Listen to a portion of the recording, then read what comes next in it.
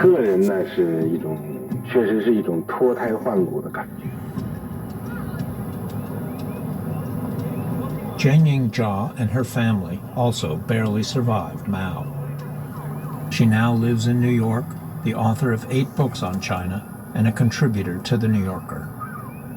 I was born into this so-called New China, and I was fed this diet of we're living in a strong and happy country, and we're going to grow up and, not only build a better China, but at some point we're going to liberate mankind, including the Americans. This was my mother with myself, and I was 6, and I remember clearly this night where our house was ransacked by these Red Guards. They came at night and our house was turned upside down. My parents were humiliated.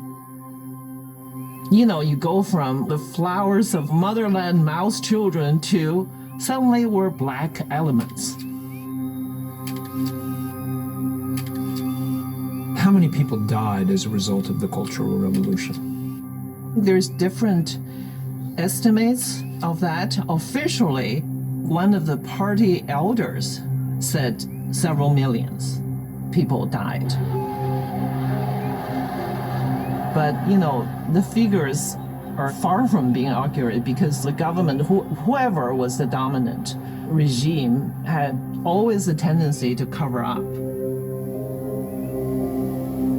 Between the 1950s and the mid-1970s, China suffered an estimated 25 to 45 million deaths from the famine and from the eradication of black elements.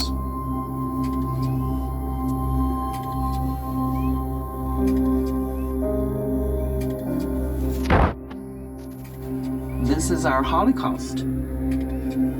And to this day, the world has not really come to realize that's really what happened. And the same party responsible for it are still in power, and Mao is still an icon. Today, Xi Jinping lives and works aside this familiar portrait of Mao, overlooking Tiananmen Square in Beijing. Xi has embraced Mao. It's a mystery why these people don't hate Mao.